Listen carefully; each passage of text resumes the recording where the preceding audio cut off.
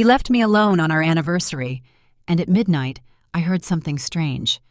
My life that evening felt like a quiet dream, the kind that comes after too many years of hard work and heartbreak.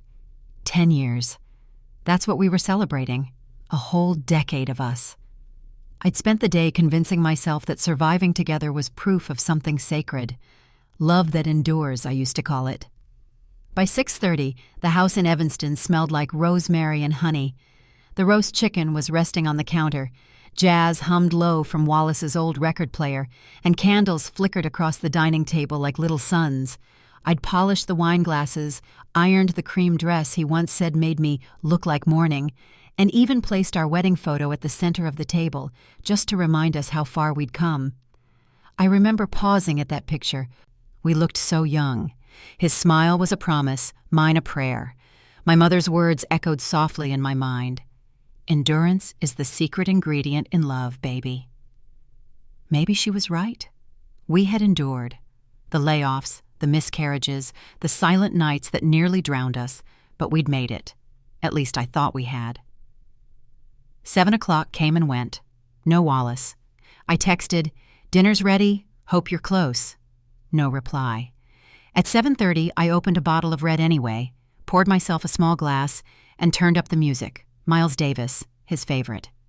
The saxophone filled the living room, wrapping around me like comfort, though something inside already felt offbeat. 8 o'clock. Still nothing. I lit another candle, trying to calm the tiny tremor that had begun in my hands. "Traffic," I whispered to the empty room. "He's probably stuck in traffic." The longer I waited, the louder the house seemed to breathe.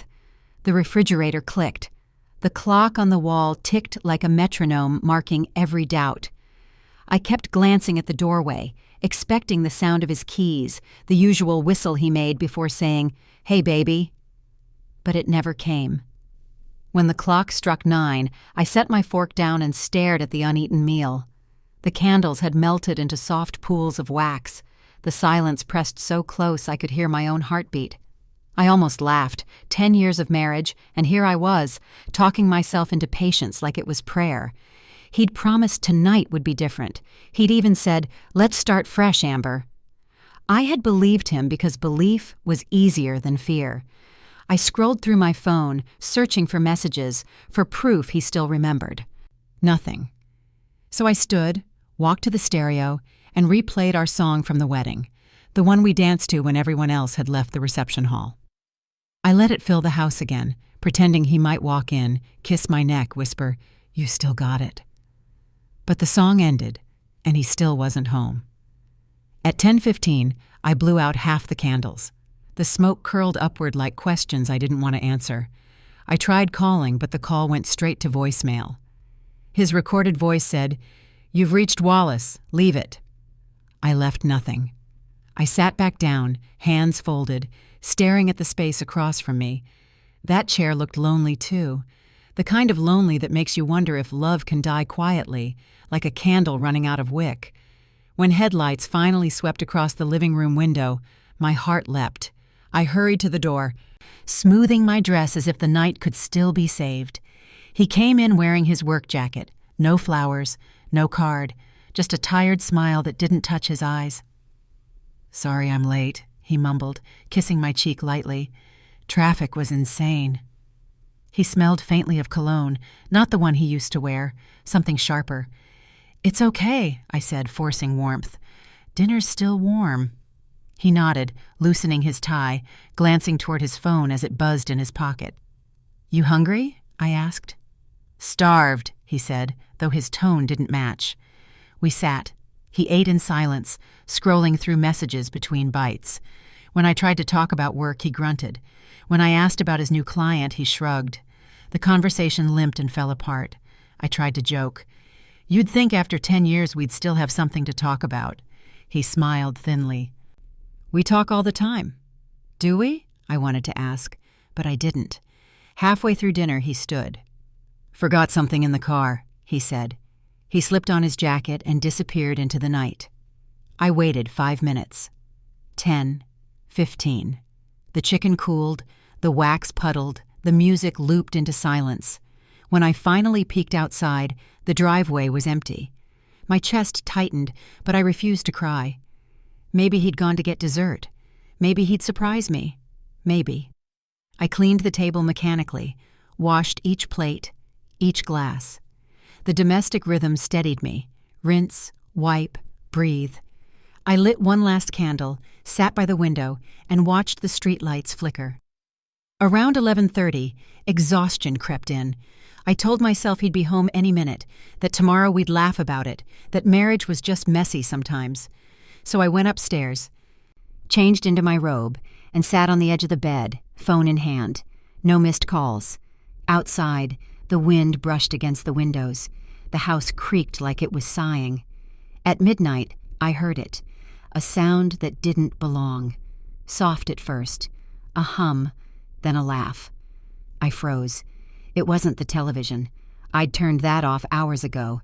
It was coming from below, deep and rhythmic, like low music under the floorboards. For a moment, I thought my mind was playing tricks, but then I heard it again. Laughter. Two voices, a woman's and a man's. My breath caught. The basement. The place where Wallace used to record songs years ago, before work swallowed his hobbies. I hadn't been down there in months. He always kept it locked, said it was a mess. Now, a thin line of light leaked from beneath that door. My bare feet met the cold wood of the hallway. Each step felt heavier than the last. My reflection in the mirror looked pale, uncertain. I grabbed the banister, willing my body forward. "Wallace?" My voice was barely a whisper. No answer. Just the muffled sound of music, low and sultry, nothing we owned. Then another laugh, soft, breathy, intimate. I stopped halfway down the stairs, heart pounding in my throat. Maybe it's the radio, maybe a neighbor, maybe anything but what it sounds like. But even as I tried to reason, I already knew. Something inside me, call it instinct, call it spirit, knew this was the moment everything was about to change. I took another step, then another, until I stood before the basement door. The light beneath it trembled as if hiding a heartbeat. My hand reached for the knob, but I couldn't turn it yet. My reflection stared back at me in the glossy paint, eyes wide, tears gathering but not falling. I whispered to myself, "Don't be afraid of the truth." And in that second, before courage or collapse could decide for me, I understood that whatever waited on the other side wasn't just a secret.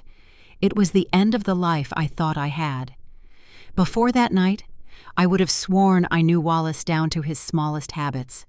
The way he hummed when shaving, the way he tugged his tie when nervous, the way his hand always found mine in church. But now, looking back, I can see how long the distance had been building, how quietly love had been slipping out the door. The front door opened at 9:42. I remember the exact time because I had been staring at the clock, watching every red digit change, like it was counting down to something I didn't yet understand. Wallace stepped in quietly, keys jingling against his palm. No flowers, no gift bag, just the weight of his phone lighting up in his hand before he even looked at me. "Traffic was brutal," he said, voice flat, coat still on. "You wouldn't believe downtown tonight." I forced a smile. I was starting to worry. He didn't answer. He just walked past me into the dining room and glanced at the table. 2 plates, candles burning low, the wedding photo in the center. His eyes flickered over it like he was seeing something too bright to stare at for long. "You went all out," he said finally, loosening his tie. 10 years deserves it, I replied, trying to sound light, hopeful, even if it's just the two of us. He nodded, not quite looking at me. "Yeah, nice setup." That was it. 10 years, and all he could give me was nice setup. Still, I pulled out his chair, poured him a glass of wine, and sat across from him. I told myself maybe he was just tired. Maybe he'd had one of those long, numbing days at work where words felt like heavy lifting. The clink of silverware against porcelain filled the silence. Every few minutes, his phone vibrated on the table. He'd glance at it, thumb moving quick, then flip it over face down. I pretended not to notice. Instead, I asked him about work. "Did the Nelson project get approved?" He shrugged. "Yeah, I guess." You guess? I laughed softly. You've been fighting for that contract for months. He cut into his chicken and chewed like the question never existed. I watched him for a moment. His shoulders seemed smaller somehow, or maybe more guarded. He didn't wear the same cologne I'd given him last Christmas. It smelled sharper, unfamiliar, like someone else's taste. Everything okay? I asked. Fine. Just that. One word, no inflection. The kind of fine that means don't ask again. I smiled anyway, reaching for the old wedding album I had placed beside my chair. Look what I found earlier. He looked up, eyes flicking briefly to the album before dropping back to his plate. What's that? Our wedding, 10 years ago today. I opened the first page, showing him a picture of us dancing, his arms tight around me, my veil draped over his shoulder. You still remember the song? He smiled faintly, not lifting his head. Of course. Then hum it, I teased, flipping another page. He chuckled, but it was thin, mechanical. Come on, Amber, I'm starving. Can we not do memory lane tonight? Something in my chest pinched. I closed the album quietly. Sure, just thought it might be nice. He nodded and went back to eating. We used to talk about everything at dinner. Neighbors, politics, recipes that went wrong. Tonight, his eyes drifted to his phone every other bite. When it buzzed again, he flinched, reached for it. Work? I asked, my voice lighter than my heart. Yeah, they're killing me lately. He smiled too fast. Must be serious, I said. They still texting this late? He swallowed hard, laughing like it was a joke. You know clients. Always something urgent. Then, almost as if to change the subject, he reached for the wine bottle and poured more into his glass. You didn't have to go through all this trouble, he said. Of course I did, I replied. It's our anniversary, Wallace. He nodded. Yeah, right. He didn't even toast, just drank. The air between us thickened. I tried to fill it with anything that might pull him closer again. Remember our honeymoon? I said, smiling as if it still mattered. That little cabin in Michigan? You tried to cook eggs and nearly burned the place down. He smirked, eyes still on his plate. You never let me forget that.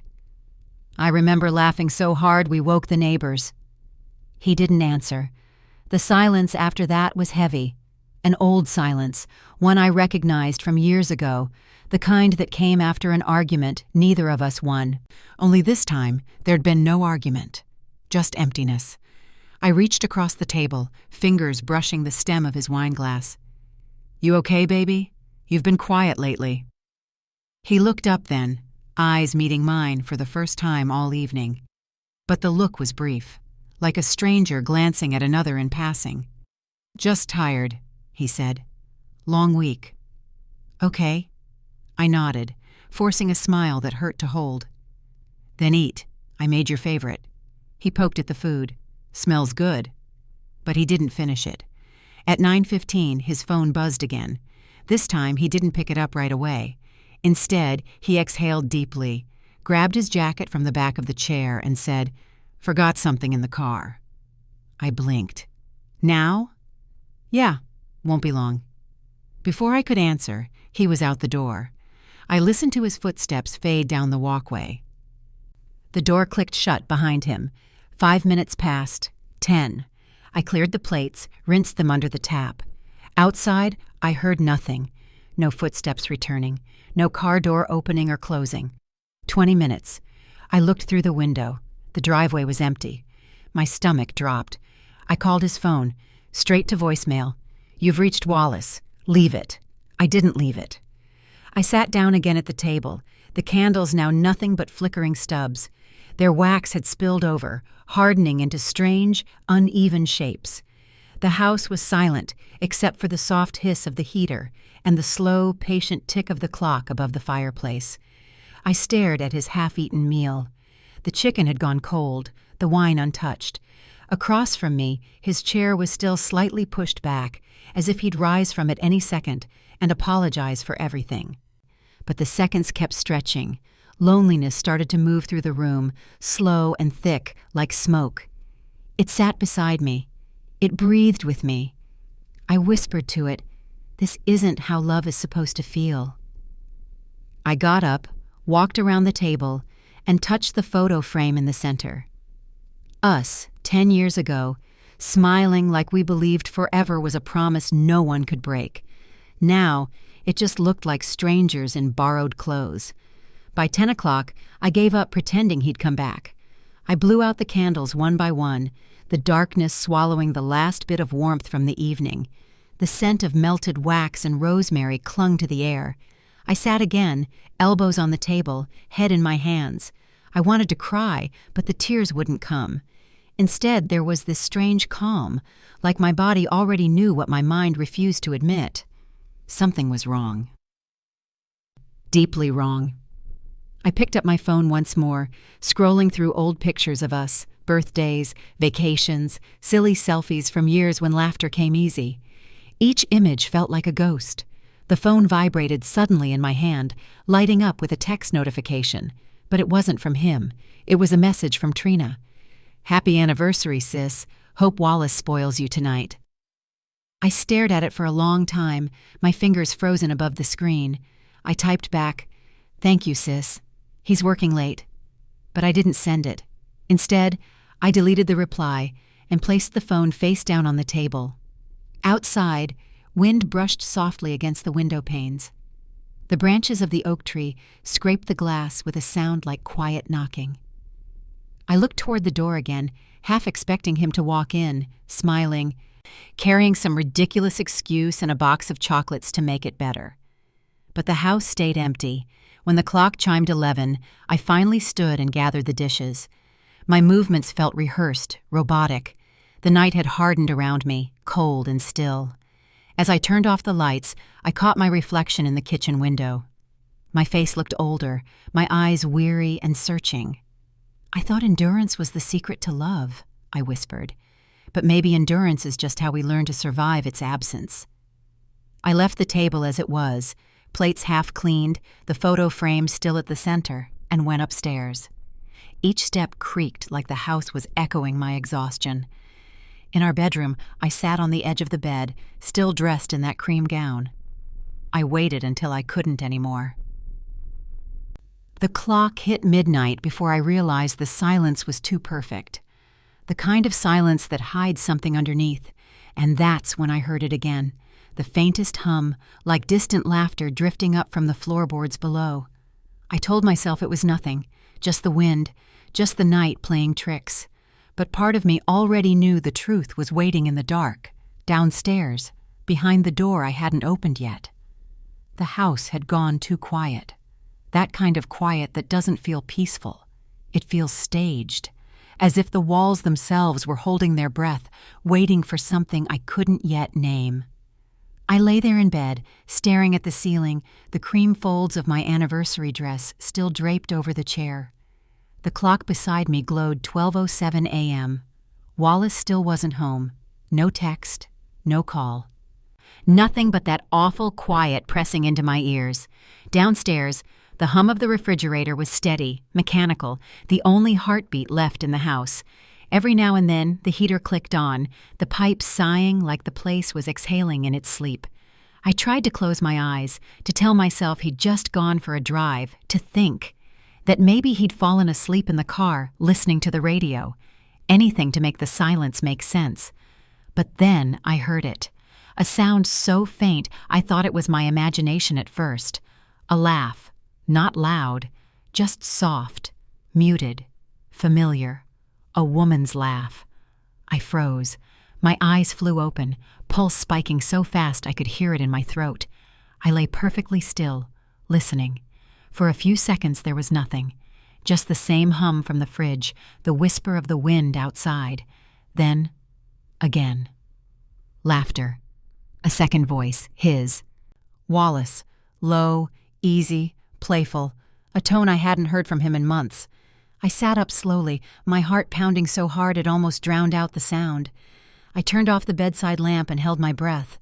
The laughter came again, drifting faintly through the floorboards, like a secret the house itself didn't want to tell me. It was coming from below. The basement. The place he used to call his music room. His escape. his sanctuary. A cold shiver crawled over me. The last time I'd been down there was months ago, when he'd been recording with some local artists. I used to love listening through the door, hearing him play the old blues songs he'd written in college. That sound had once been home to me. But tonight, the idea of music from that room made my stomach twist. I slipped out of bed, every movement cautious, deliberate. The wooden floor was cold against my bare feet. I didn't turn on the lights. Something inside me knew I shouldn't. The hallway felt endless as I walked toward the stairs. The only light came from the moon spilling through the front windows, painting the walls in faint silver. Halfway down the stairs, I paused. Silence again. I gripped the banister, waiting. Then, soft strumming. A guitar. My breath caught in my throat. That sound was unmistakable. Wallace's guitar, the old mahogany one I'd given him for his birthday the year we got married. I'd had his initials engraved on the back, W.L. and A.L. He hadn't played it in months. Now it filled the air with a slow, lazy melody, something romantic, almost intimate. Then came the laughter again, her laughter, high-pitched this time, drawn out. My knees weakened. I had to grip the railing to steady myself. The sound of a woman's laughter in your home after midnight, when you're supposed to be alone, isn't just strange. It's unnatural. It rearranges something inside you. I whispered to myself, "No, not him. Not tonight." But the words didn't convince me. I reached the bottom of the stairs. The air felt thicker down here, heavier. The faint smell of cologne and candle wax hung in the hall. Then I saw it. The basement door, slightly ajar. A sliver of warm light spilled from underneath it, flickering across the wooden floor like it was alive. I stood there, heart slamming against my ribs, my palms slick. I wanted to run, to go back upstairs, to pretend I hadn't heard anything, to wait until morning and let ignorance cradle me one last night. But curiosity, or maybe something deeper, older, primal, pulled me forward. I pressed my hand against the doorframe. The wood was warm. From behind it came whispers. Her voice again, low and playful. "You shouldn't be doing this." Then his. "You know I can't help it." Every syllable stabbed through me. My vision blurred for a second. I blinked hard, trying to steady myself. My body wanted to break something, to scream, to tear the house apart. But my mind, my faith, my upbringing, my church-trained composure kept me still. I listened. A sound followed. The unmistakable creak of the couch inside the studio. A soft sigh. Then silence. My body went numb. I leaned against the door, the cool metal of the knob pressing into my palm. Part of me prayed, "Please, God, let me be wrong. Let this be some sick misunderstanding." But deep down, I already knew. You always know before you know. I pushed the door open an inch, just enough to see light pouring out. The smell hit first. Wine, perfume, sweat. The room was small, lined with old records and a keyboard against the wall. The fairy lights I'd helped him hang years ago still glowed softly, bathing everything in gold. And there they were, Wallace and Trina. Her hair fell over his shoulder, his hands on her waist, their faces too close. My world folded in on itself. I didn't make a sound. I couldn't. My fingers slipped from the doorframe. It creaked. Trina's head turned first. Her eyes went wide, her lips parting. Wallace froze, his face paling in an instant. "Amber," he started, but the word died in his throat. I stared at them, not blinking, not breathing. Everything in me went perfectly still. All the air in the room felt stolen. There was no anger yet, no tears. Just disbelief. That strange, empty silence that comes before the scream. Trina moved first, stepping back, pulling her shirt together. "Amber, this isn't what it looks like," she said, voice shaking. I laughed, a hollow, broken sound that didn't feel like mine. "Really? Because it looks exactly what it looks like." Wallace reached for me. "Please, just listen. Don't." I said quietly, stepping back. My hands trembled, but my voice stayed even. Don't touch me. For a moment, all three of us just stood there, frozen in that awful triangle of betrayal. The only sound was the faint buzzing of the amp beside the guitar. My eyes drifted to the table behind them. 2 glasses, one still half full. A single red candle burned nearly to the base. I had lit candles upstairs, too. He'd just chosen a different table. I took one step backward, then another. The tears came only when I reached the top of the stairs. They didn't fall pretty. They came hard, shaking my whole body. Downstairs, I heard him calling my name. I didn't answer. I walked into the living room, gripping the edge of the sofa until my knuckles went white. The candles from dinner still flickered weakly, as if mocking me. My hands trembled as I blew them out. The smoke curled upward, thin and gray. I sat on the floor, staring at the darkened wicks. It wasn't just a marriage ending. It was the collapse of an entire decade of belief. Belief in love, in friendship, in the idea that prayer could hold 2 people together. After a while, I heard the basement door close. Footsteps creaked on the stairs. His voice again, softer now. Amber, please, just let me explain. Explain what? That my best friend, the one who'd stood beside me through every miscarriage, every Sunday sermon, every tearful phone call, was now the woman he chose over me. I didn't move. He reached the top step. I could feel him there, hovering behind me, unsure. When he spoke again, his voice cracked. It just happened. I turned my head slowly, meeting his eyes. Nothing just happens, Wallace. He flinched like I'd hit him. Trina's voice drifted faintly up from below. She was crying. For a second, I almost pitied her. Then I realized she wasn't crying for me. She was crying because she'd been caught. I stood. Leave, I said quietly. He hesitated. Amber, please, now. He nodded once, wordless, defeated. The door opened, then closed. The sound of his car engine cut through the night air, then faded down the street until the silence returned. I walked back to the top of the stairs and looked down toward the basement door, closed now, but still glowing faintly at the edges from the light he'd forgotten to turn off. The air smelled of betrayal, sweet and bitter all at once. I sank onto the last step and whispered to myself, I thought faith would keep us together, but maybe faith was the very thing that blinded me. The house creaked softly in response, like it agreed. Somewhere outside, the wind picked up again, and the same branches that had tapped my window earlier now brushed against the siding in a rhythm that almost sounded like laughter. But I knew better. It wasn't laughter. It was the echo of my life cracking open.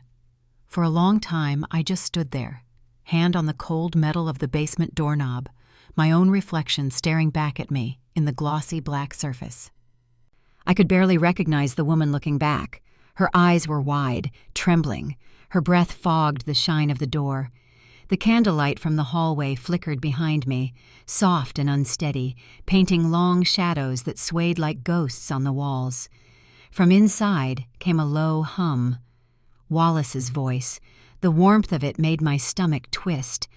I'd always loved that voice, steady, deep, calm. The kind of voice that used to talk me through panic attacks and late-night fears. Now, it slithered through the crack beneath the door like something poisonous. Then a woman's whisper, laughter. And then I heard her, Trina. I didn't need to hear her name. I didn't need to see her face. That voice, soft and honeyed, belonged to one person only. The same one who used to finish my sentences, braid my hair before choir rehearsals, and tell me that God would restore what the world broke. My best friend, my prayer partner, my sister in spirit. The sound of her laughter in my home, in that way, split something deep inside me. For a moment, I couldn't breathe. The air thickened, pressing against my chest. I felt the world tilt, like I was falling, but standing still at the same time. I took one small step back, my heel brushing the rug. The sound startled me. It was the loudest thing in the room. "Don't do this," I whispered to myself. "Don't look. Please, don't look." but I already knew I would. Some truths burn so close to the surface they demand to be seen, no matter how much they'll hurt. The laughter faded into murmurs, a woman's sigh, the creak of leather, the unmistakable rhythm of intimacy. That was the sound that ended my marriage. Not words, not confessions. Just a single, slow, undeniable sound. I pressed my palm against the door and pushed. It opened with a soft click. Light flooded into the hall, a warm golden glow from the fairy lights I'd helped Wallace hang 2 years ago. They used to make the studio look magical. Now they made it look sinful. For a moment, everything slowed down, like the air turned heavy and thick. I saw them. Wallace, half-dressed, his shirt open, his body tensed. Trina, her dress pulled halfway up, eyes wide, frozen mid-breath. Her hair, those tight, perfect curls she always sprayed with jasmine oil, was spilling over his shoulder, her lipstick smudged, his wedding ring still on his hand, and the look on both their faces. I'll never forget it. Shock, guilt, fear. But not love. There was nothing beautiful or romantic about what I saw. It was desperation, indulgence. Betrayal stripped bare. The world around me went silent. My ears rang, my vision tunneled, my knees threatened to give out. But I stayed standing. Wallace stepped back like a child caught stealing, his mouth opening and closing as if searching for a lie that could rewrite what I'd seen. "Amber, baby, listen." His voice cracked. Trina turned toward me, hands shaking, tears already forming. "Amber, it's not—" I lifted one hand, stopping her. My fingers trembled, but my voice didn't. "Don't." That one word filled the room. I could feel every heartbeat in my body. The betrayal wasn't just in front of me. It was inside me, pulsing through my veins. The woman I'd prayed with, cried with, trusted with every secret, had become the shadow behind every strange silence, every late night, every whispered phone call Wallace swore was work. All of it suddenly made sense. The perfume on his shirt that wasn't mine. The weekends he claimed to have church outreach meetings. The way Trina stopped coming by as often, then suddenly avoided my eyes when she did. I had been walking blind through a script they'd written together. Trina stepped forward, weeping now. "Amber, please, it just happened." I laughed softly, the sound hollow, jagged. Things like this don't just happen. They're chosen. Wallace moved closer, panic etched into his face. "I made a mistake." "No," I said. "You made a series of them." He flinched. The silence that followed was unbearable, the kind of silence that feels like it's pulling the oxygen from the air. I turned away from them, staring at the shelves lined with old CDs and gospel records. The same ones Trina and I used to dance to in my living room on Saturday mornings. I remembered how she'd once said, "Amber, a good marriage is like harmony. You both gotta listen to the same melody." And she had taken my harmony and played it in my husband's hands. I stepped backward, the sound of my bare feet against the wood sharp and steady. Neither of them moved. I didn't scream. I didn't throw anything. I just looked at them one last time. Wallace's face was pale, his eyes glistening with something that looked like shame, or maybe just fear of losing what made him comfortable. Trina looked like she wanted the floor to swallow her whole. I didn't give them the satisfaction of my tears. I turned toward the door. My hand shook as I grabbed the frame for balance. "Amber, please," Wallace whispered. "Don't say my name," I replied quietly. "You already buried it tonight." And I left. Up the stairs, through the living room, past the remains of the dinner I'd made. The candles burned to stubs, wax hardened on the tablecloth like scars. Each step felt heavier than the last, but with every one, something inside me broke free. Grief, disbelief, denial, all falling away, piece by piece. When I reached the top of the stairs, I stopped and looked back. The basement door was still open, light spilling from it like the truth that had finally crawled out of hiding. For years, I thought I was building a home, but what I'd built was a stage, and I had just watched the final act. I walked into the bedroom, closed the door softly behind me, and sat on the edge of the bed. My hands were shaking uncontrollably. My body wanted to collapse, but my mind wouldn't let it. I looked down at my reflection in the mirror across the room. My face was pale, eyes red, lips trembling, but there was something else there, something fierce and defiant, flickering beneath the heartbreak. It wasn't rage that broke me that night. It was recognition that I had been loving a stranger for years, a man who smiled at me at breakfast and lied by lunchtime, a friend who prayed for my healing while secretly helping to wound me. I cried then, quietly. Not the kind of crying that wails or begs for understanding, just silent, shaking grief that emptied everything out of me. When I finally stopped, I felt hollow. The kind of hollow that doesn't echo, it absorbs. I sat there until the candle by my bedside burned out completely. The smoke curled upward, thin and gray, disappearing into the dark. That was the first time in 10 years that the house truly belonged to me again, because in that moment, I realized something profound. I had been living with ghosts long before that night. Ghosts of promises, ghosts of forever, ghosts of a woman I no longer was. And now, those ghosts were finally gone. I didn't sleep. I just waited for morning. Waited for the light to fall across the same house that had hidden so many secrets, the same rooms that had been both sanctuary and prison. When dawn finally came, I stood at the window, watching the pale Illinois sky blush with the first trace of sun. The world kept turning. Birds still sang. Life, in its cruel irony, moved on as if nothing had changed.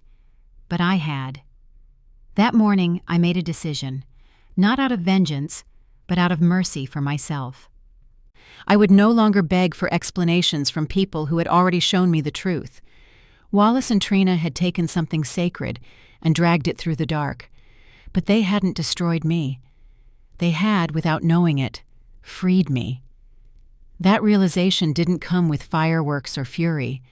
It came quietly, like a door opening inside my chest.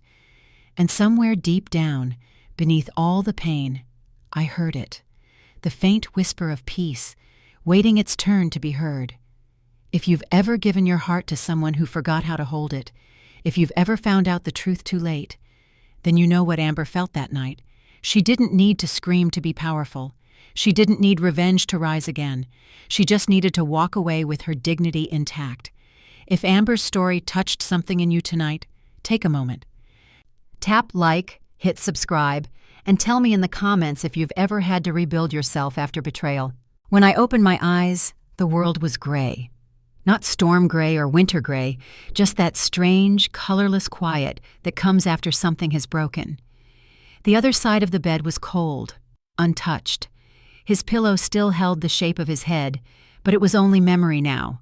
No warmth, no weight, just absence. I lay there for a while, staring at the ceiling. The silence was so complete it felt alive. Eventually I moved. The floor was cold beneath my feet. The house smelled faintly of last night's candle wax and something heavier. Regret, maybe. I showered. The water ran over me without meaning. My body moved on its own, muscle memory guiding me through every motion. Soap, rinse, towel, robe. I caught a glimpse of myself in the mirror. My eyes looked older. Not tired, aged, like they'd seen too much in one night. Downstairs, the air was thick and still. The dining table looked exactly as I'd left it, plates half cleaned, wax hardened into little rivers across the cloth. Wallace was gone. His jacket no longer hung on the rack. The car wasn't in the driveway. The house, once filled with 2 heartbeats, now felt like an echo chamber. On the kitchen counter, I saw it, something small, gold, glinting in the morning light. A single hoop earring, Trina's. I recognized it instantly. I'd given her that pair for her birthday last year.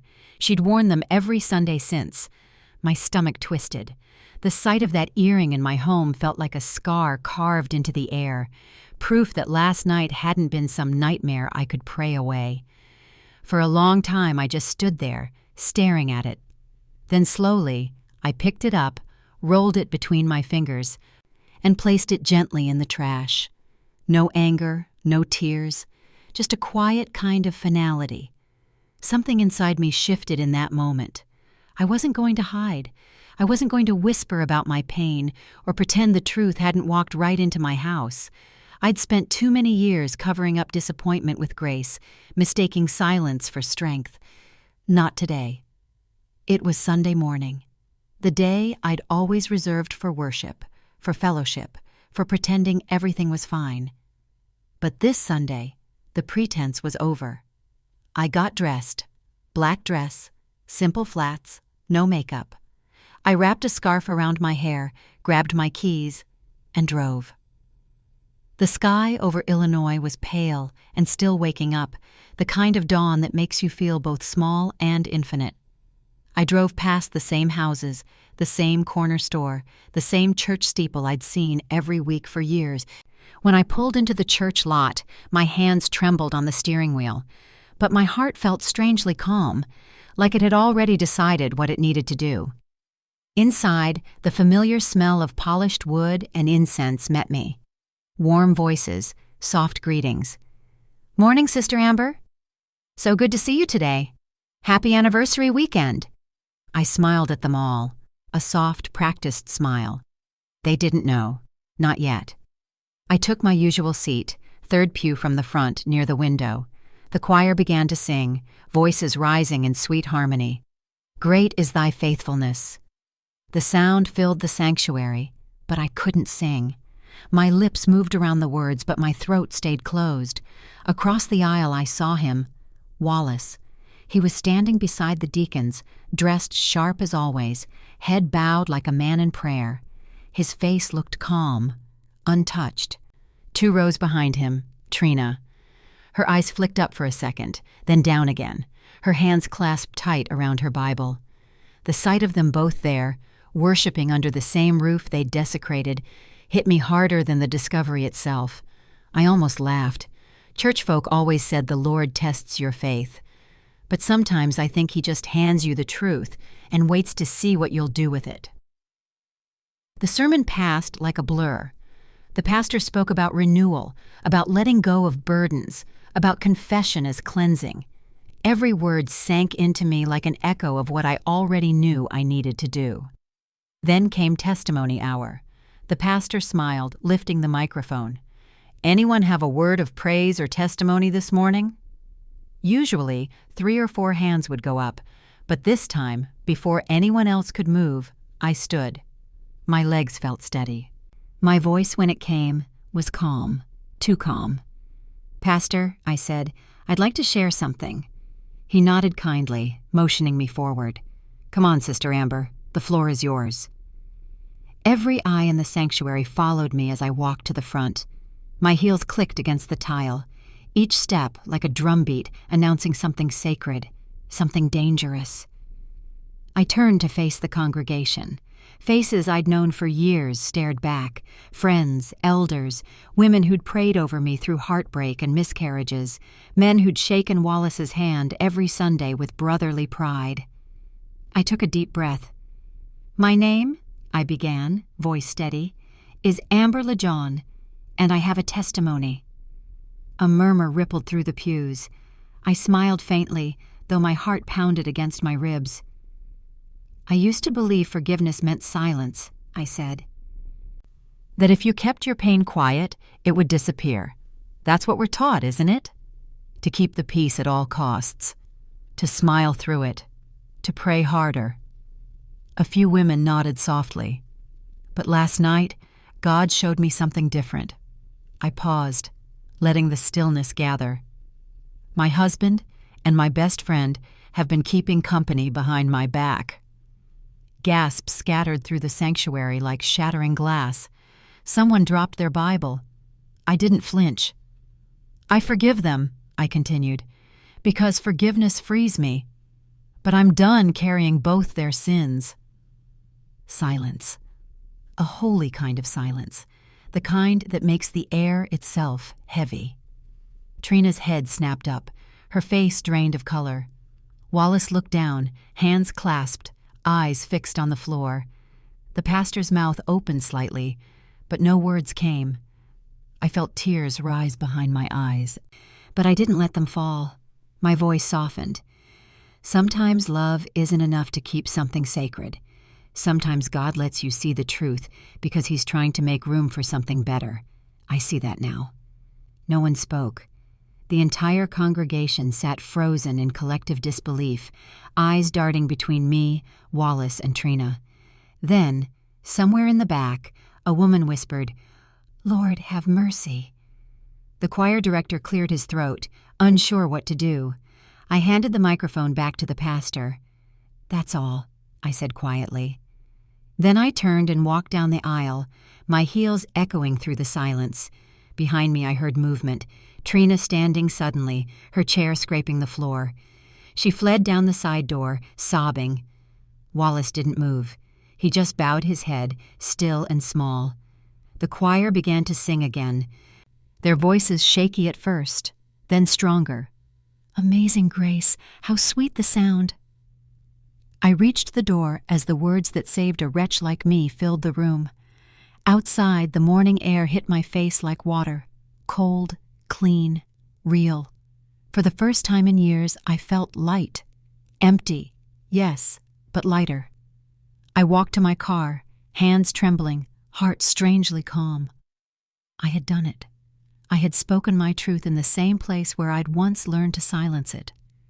And as the sun climbed higher over the church roof, I whispered to myself, "Grace isn't about pretending you're unhurt. It's about walking out anyway." Then I drove away, leaving the sound of hymns behind me. The papers came on a Thursday morning, folded neatly in a manila envelope with my name typed in bold. Petition for legal separation. My hands shook as I opened it. I'd been expecting it, had even told my lawyer to move forward, but the sight of Wallace's signature in black ink still hit me like a bruise pressed twice. He came by that afternoon, unannounced, wearing the same cologne that used to make me weak in the knees. Now it just smelled like old memories trying too hard to stay alive. He stood in the doorway, eyes down. "Amber, please, can we talk before you sign anything?" I didn't trust my voice, so I just nodded and let him in. We sat across from each other at the dining table, the same one where our 10th anniversary dinner had gone cold. The wax stains from those candles were still there, ghost-white rivers hardened into the wood. He stared at them, then at me. "I didn't mean for it to happen," he said. "I was confused. You've been distant. I've been stressed. And Trina, she was just there." That word, there, sliced through me. I wanted to ask how long she'd just been there. How many nights my prayers had been background noise to his betrayal. But I didn't. Instead, I picked up the pen, signed my name, and slid the papers across the table. "That's it?" he whispered. "That's it," I said. "Confusion doesn't erase a choice, Wallace." He swallowed hard, nodded once, and left. No goodbye. No apology that meant anything. Just the soft click of the door and the sound of a car engine fading down the street. When I was sure he was gone, I let out a breath I hadn't realized I'd been holding for years. Trina called the next day. Her number flashed across my screen like a wound reopening. I didn't answer. The voicemail came minutes later, her voice trembling. "Amber, please. I don't even know how it happened. I miss you. I'm so sorry. Please call me back." I deleted it without listening to the end. Forgiveness might come one day, but not on demand, and not for her convenience. That night, I pulled the old anniversary candles from the drawer, the ones I'd bought to celebrate love, now reduced to symbols of everything it wasn't. I placed them on the kitchen counter, struck a match, and watched each wick catch fire. The flames burned fast, hot, and almost beautiful. When they'd melted down to stubs, I blew them out and saved one, the smallest one, wax twisted into strange shapes. I set it in a little glass jar. A reminder. Not of pain, but of what I'd survived. The days blurred. I boxed up the wedding photos, the love letters, even the framed copy of our vows. Each item carried a weight that no longer belonged to me. The house grew emptier with every trip to Goodwill. The sound of my footsteps started to echo in the hallways, but I realized something surprising. The quiet wasn't lonely anymore. It was cleansing. I started waking up earlier, making tea by the window, watching the first light crawl across the kitchen tiles. Silence, once my enemy, had become my peace. My mother came to visit one afternoon. She brought sweet potato pie and the kind of look only mothers have when they want to both hold and scold you. She sat across from me, hands folded. "You're too calm," she said. "I'm tired of storms." She studied me for a long moment, then nodded. "Don't let what broke you define what's next, baby. Let it refine it." Her words sank deep. I didn't cry, but something in me loosened. That night, I stood outside on the porch, wrapped in a blanket. The Illinois air was sharp, carrying the smell of wood smoke and rain. The stars above me looked impossibly far away, distant but constant. I thought about everything I'd lost and everything I might still become, and I wondered how many women stay in houses that have already burned down just because they're afraid to step into the cold. Let me ask you something. If you found out your husband and your best friend betrayed you like that, would you forgive them, or would you burn every bridge behind you? Tell me in the comments. I want to know what your heart would choose. Because standing there under that wide, indifferent sky, I realized I was done choosing pain out of habit. Over the next few weeks, I sold the last of the furniture, our couch, the bed frame, the dining table. The house echoed with emptiness, but it didn't ache anymore. Every object gone felt like one less chain on my ankle. I kept only a few things: my grandmother's Bible, a photo of me at 20, and that tiny jar with the melted candle inside. My proof that endings could still glow before they went dark. On my last night there, I lay on the living room floor surrounded by boxes, a single lamp casting gold light over the walls. The house didn't feel haunted anymore. It felt released. I whispered into the quiet, "Thank you for what you gave me, and thank you for what you took away." Somewhere inside, I felt peace answer back. By the next morning, I was ready. The movers came, loaded up my boxes, and handed me the keys to my new apartment in Chicago. I stood in the doorway one last time, sunlight streaming across the hardwood floor, and smiled. The house had held laughter, betrayal, tears, and prayers. It had seen me shattered, and now it would see me gone. I closed the door behind me without looking back, because sometimes walking away isn't loss, it's resurrection. The first morning in Chicago, I woke to the sound of rain tapping softly against my window. It wasn't the heavy, mournful rain of endings. It was light, steady, cleansing. The kind that feels like the world starting over. I made myself a cup of tea and stood by the window, watching the city wake. For the first time in months, I didn't feel haunted. I felt empty in a peaceful way, like someone had finally cleared out the ruins and left space for something new to grow. That was the morning the idea came to me. I'd spent years trying to find meaning in heartbreak, praying, journaling, counseling. But what I really wanted was a space that felt safe again, a space where women could sit down, breathe, and remember they still had worth. So I opened Second Sunrise.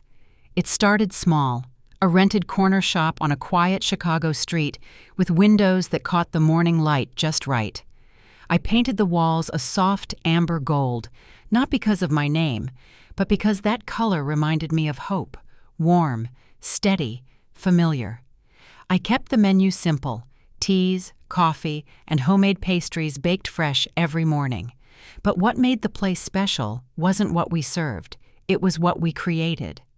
Every woman who walked through the door carried something invisible with her: a scar, a secret, a story. I didn't ask, I didn't need to. Pain recognizes pain. Sometimes I'd find them sitting alone, staring into a cup of tea the same way I once stared at my own reflection. trying to see who they used to be before someone broke them. I started leaving little notes under the saucers, handwritten with simple messages. You are not what they did to you. The sun still rises for you. You can start again. At first, I did it for them. Eventually, I realized I was doing it for me too. Word spread faster than I expected. By the end of the first month, Second Sunrise was never empty. There was Ms. Darlene, a retired nurse who came in every morning at 7 sharp and sat by the window reading her Bible aloud in a whisper. She'd lost her husband 2 years ago, but said the cafe made mornings feel less lonely. There was Monica, a single mom studying nursing at night. She'd come in after class, order peppermint tea, and tell me about her daughter's drawings taped all over their fridge. And then there was Grace, a woman about my age, soft-spoken, always wearing oversized sweaters. One day she came to the counter, tears streaming down her cheeks, and said, "My husband left me last week. I didn't know where to go, but something told me to come here." I handed her a cup of chamomile and said, "You're exactly where you need to be." That became our motto. I even had it printed on the wall in cursive gold letters. You are exactly where you need to be. People started taking photos of it, sharing it online. Soon, strangers began showing up, saying they'd driven across the city just to see the sunrise quote. I smiled every time I heard it. They didn't know it came from the darkest night of my life. By spring, the cafe had become a little community sun. We hosted Sunday morning teas, open mic nights for poetry, even letters to your younger self events where women wrote words of comfort to the girls they once were. Sometimes, after closing, I'd sit by the counter, lights low, and read through the letters left behind. I forgive you for staying too long. You didn't deserve his silence. You are enough, even now. Each one felt like a prayer, an offering, a soft rebellion against pain. And in those moments, I realized something profound. Healing isn't loud. It doesn't arrive like lightning. It blooms quietly, like dawn slipping through blinds. One afternoon, a small envelope arrived in the mail, addressed simply to the owner of Second Sunrise. Inside was a handwritten note. I heard your story online. I came to your cafe last month after my husband cheated. I didn't have the courage to tell anyone, but sitting in your space made me believe in tomorrow again. Thank you. I held that letter against my chest and cried, the good kind of tears this time. It wasn't pain anymore. It was release. Life began to bloom in the smallest ways. The cafe smelled of cinnamon and roasted coffee beans each morning. The plants by the window started sprouting new leaves. The bell above the door sang its soft chime every time someone came in. And me, I started breathing without fear again. I no longer woke up wondering if I was enough. I woke up wondering what the day might bring. The pain hadn't disappeared. It had transformed. The hurt had turned into soil, rich, messy, alive. From it, something beautiful had begun to grow. The pain was no longer poison. It was compost. One evening, as the sky turned lilac and gold, I locked up the cafe and stood outside, watching the reflection of the neon sign flicker across the glass. Second Sunrise. Behind me, the city buzzed with life, cars, laughter, music. But I wasn't rushing anywhere.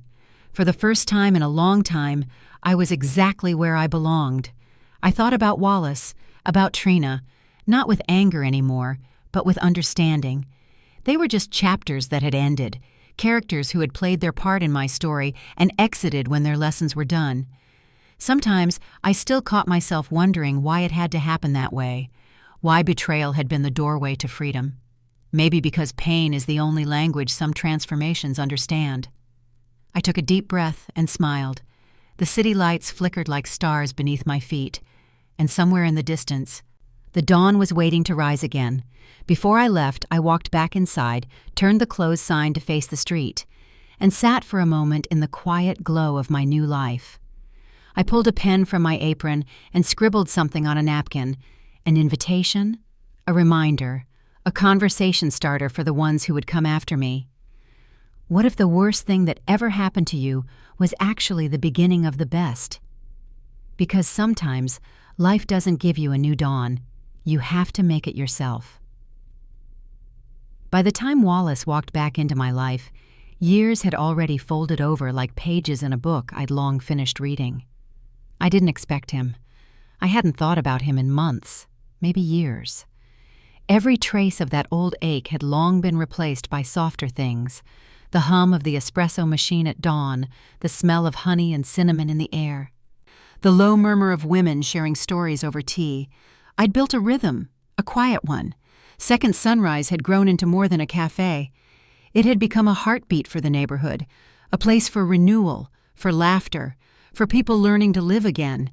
And me? I was steady, successful, serene. If pain had once been a storm inside me, now it was just rainwater nourishing something new. That's why, on that particular Thursday afternoon, when the bell above the cafe door chimed and I looked up to see him standing there, thin, nervous, holding his umbrella like a confession, it didn't send a tremor through me. It was raining hard outside, the kind of rain that seemed to melt the sky. He stood there dripping, his once broad shoulders slightly hunched, his hair now more gray than black, and his eyes, the same deep brown I once fell into so easily, looked hollow. "Amber," he said. "Just my name. No title, no baby, no false familiarity. Just the sound of something long dead being spoken out loud again." I smiled faintly. "Wallace." He swallowed, then stepped closer, water pooling at his feet. "You look good." I didn't return the compliment. Instead, I wiped my hands on a towel and nodded toward a table near the window. "You can sit." He hesitated, as though unsure if he had the right. But eventually he did. I poured him a cup of coffee, black, no sugar, the way he used to like it, and placed it in front of him. The rain beat against the glass as he wrapped his hands around the cup, staring down at the steam. "So," he began, "this is yours, the cafe?" "It is," I said. "It's beautiful." He looked around, eyes scanning the golden lights, the handwritten notes on the wall, the potted plants near the counter. "You always had that touch. You could make any place feel like home." I smiled politely. "It's home to a lot of people now." He nodded, but there was something else behind his eyes. Guilt, maybe, or longing. "I've been thinking about you," he said quietly. "A lot." I didn't respond. The rain outside was steady, rhythmic, and it filled the silence for me. "I don't expect you to believe me," he continued, "but not a day goes by that I don't think about what I did. How I broke everything, how I broke you." I raised an eyebrow slightly. "You didn't break me, Wallace. You just made space for me to rebuild." He exhaled, looking down. "Trina's gone." The words hung in the air like dust. I didn't ask, but he went on anyway. "She left about a year ago. Found someone else, some younger guy from her church choir." He chuckled bitterly. "Guess what they say is true. How you get 'em is how you lose 'em." I nodded once. "I'm sorry that hurt you." He looked up, startled by my sincerity. "You are?" "Of course. Pain doesn't cancel pain." He sat back, studying me as though trying to recognize the woman sitting across from him.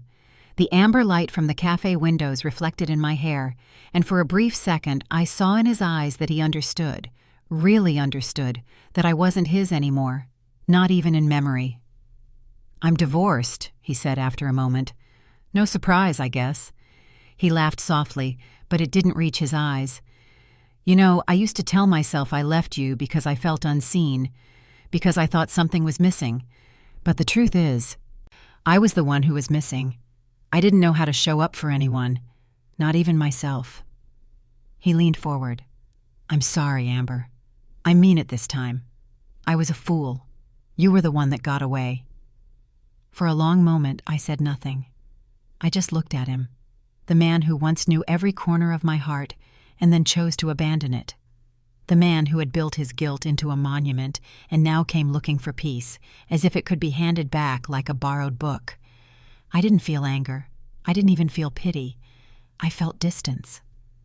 Finally, I said quietly, You already taught me everything I needed to know about love. He blinked, confusion flickering in his eyes. What do you mean? By not knowing how to give it. The words landed softly, but they cut all the same. He sat back, silent, his throat working as he swallowed whatever he'd meant to say next.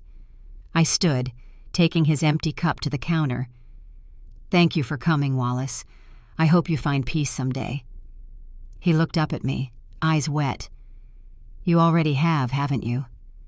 Yes, I said simply. He nodded slowly, the weight of regret heavy in his posture. He pulled his coat tighter around his shoulders and stood. For a brief moment, our eyes met again, the last remnants of something familiar flickering between us like dying embers. Then, without another word, he turned and walked out into the rain. The bell above the door chimed softly as he left. Through the window, I watched him cross the street, umbrella trembling in the wind. His shoulders slumped, his steps uneven. The rain blurred his figure until he disappeared into the gray. And just like that, the final ghost of my old life was gone. I stood behind the counter for a long moment, listening to the rain and the soft hum of jazz playing through the speakers. The world felt lighter, not triumphant, not victorious, just clean. I poured myself a cup of tea and carried it to the front window, sitting where he'd just been. Outside, the street glistened like wet glass, and the reflection of my cafe sign shimmered faintly in the puddles. Second sunrise. My heart felt still, steady. I thought about everything that had led me here, every prayer, every sleepless night, every piece of myself I'd had to bury to make room for something better. Sometimes healing doesn't announce itself. It just shows up one day in the shape of peace. The bell above the door jingled again, and a customer walked in, a young woman, maybe in her 20s, clutching a soaked umbrella and wearing that look I knew so well. Lost, tired, searching. I smiled at her. Welcome to Second Sunrise. You're right on time. She smiled weakly. You're open? For you? Always. I made her a cup of chamomile, set it on the counter, and slid a note beneath it that read, You are not what they left behind. As she sat and took her first sip, I felt something inside me settle, because that was it. That was what all of this had been for. Not to prove him wrong, not to prove I'd won, but to become the kind of woman who could see another's pain and still offer them light. I looked out the window one last time. The rain had stopped. The clouds were beginning to part, faint streaks of sunlight breaking through the gray. It looked like the beginning of another dawn. I took a sip of tea, closed my eyes, and smiled. Because Wallace had been right about one thing. He did lose me. But what he didn't realize was that in losing me, I'd found myself. Morning light spills across the cafe terrace, soft and golden, the kind that turns everything it touches into forgiveness.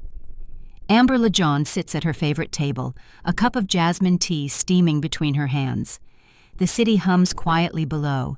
Chicago waking up, traffic rolling, birds stitching sound into the air. Across from her sits Jeremel, her business partner turned quiet companion. He doesn't talk much, but he doesn't need to. He's reading a book, one hand resting on the table, close enough to hers to feel the warmth but not the weight. No grand gestures, no dramatic declarations. Just the steady rhythm of two people who have learned that love doesn't have to roar to be real. Amber exhales softly and looks out over the skyline. The light catches her hair, her smile. Her eyes reflect peace, the kind you only find after walking through fire and coming out whole. She thinks of how it all began, 10 years of hope, one night of betrayal, a decade's worth of silence cracked open by laughter that wasn't hers. Now, she knows better. Peace doesn't sound like fireworks, she murmurs. It sounds like shared silence, mutual respect, and knowing nothing is missing. Jerome glances up and smiles. What's that? Just thinking, she says. She leans back, closing her eyes as the sun rises fully, warm against her skin. The world is quiet now. No lies, no ghosts, no waiting for someone to choose her. Just morning and breath and the soft music of a life rebuilt. Her mind drifts for a moment to that night, the one that began it all, the laughter from the basement, the shattering, the silence that followed. She whispers, half to herself, half to the dawn. He left me alone on our anniversary, and at midnight I heard something strange. It was the sound of my old life breaking, so a new one could begin. The camera lingers on her serene smile as sunlight fills the cafe, the sign glowing, "Second Sunrise." Hey, if Amber's story moved you today, take 1 second right now. Tap like, hit subscribe, and tell us in the comments what peace sounds like to you. 2 more stories about strength and second chances are waiting on your screen right now. Go ahead and click one. I'll meet you there.